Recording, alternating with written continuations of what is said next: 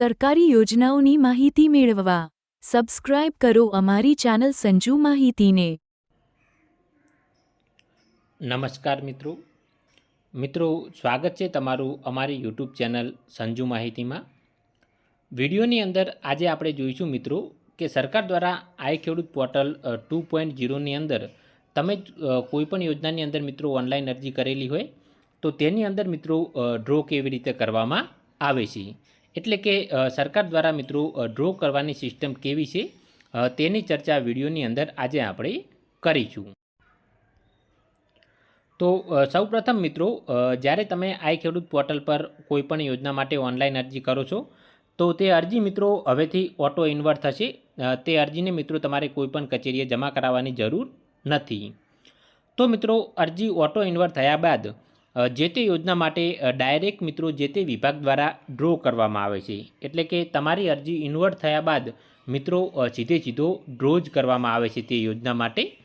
Draw કઈ રીતે કરવામાં આવે છે તો ડ્રો મિત્રો 100%ની મર્યાદામાં અથવા તો 150%ની મર્યાદામાં અથવા તો 200%ની મર્યાદામાં મિત્રો ડ્રો કરવામાં આવે છે। એટલે કે ધારો કે તમારા તાલુકાના મિત્રો અરજીઓનો લક્ષ્યાંક 100 અરજીઓનો છે તો તેના સામે અમુક સમયે 100 અરજીઓનો ડ્રો કરવામાં આવે। જો 150%ની મર્યાદામાં ડ્રો કરવામાં આવે તો 100 અરજી સામે મિત્રો 150 અરજીને પસંદ કરવામાં આવે ડ્રોની અંદર।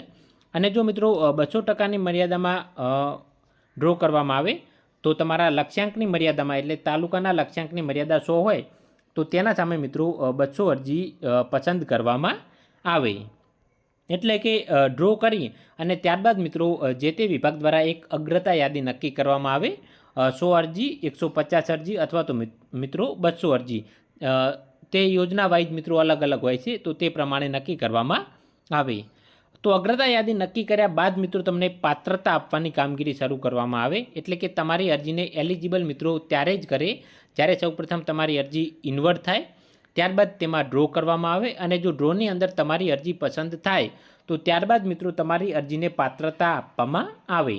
એટલે કે તમે અગાઉ તે યોજનાનો લાભ લીધેલો છે કે નથી લીધેલો તે મિત્રો ચેક કરવામાં આવે અને ત્યારબાદ તેને મિત્રો પાત્રતા આપવામાં આવે અથવા તો મિત્રો નોટ એલિજિબલ કરવામાં આવે।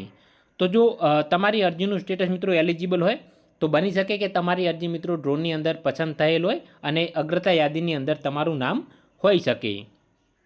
તો મિત્રો પાત્રતા આપ્યા બાદ મિત્રો પૂર્વ મંજૂરી ની જે કામગીરી છે તે કરવામાં આવે છે।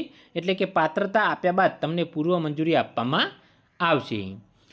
ધારો કે તમારી અરજીઓનો લક્ષ્યાંક તાલુકાની અરજીઓનો લક્ષ્યાંક 100 અરજીનો હતો તો સૌપ્રથમ 100 અરજીને મિત્રો પૂર્વ મંજૂરી આપવામાં આવશે।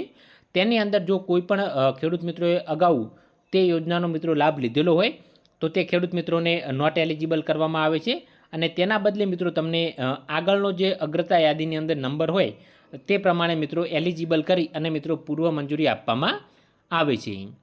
આ વખતે મિત્રો સાધનની મર્યાદામાં સરકાર દ્વારા મિત્રો જે દિવસો આપવામાં આવેલા છે, એટલે કે સપોઝ કે રોટાવેટર માટે મિત્રો 30 દિવસ આપેલા છે તો 30 દિવસની અંદર જો કોઈ ખેડૂત મિત્ર રોટાવેટરની ખરીદી નથી કરતા તો ત્યારબાદ મિત્રો અગ્રતા યાદીની અંદર જે પ્રમાણે આગળના ક્રમાંક હોય તે પ્રમાણે મિત્રો પૂર્વ મંજૂરી આપવામાં આવશે।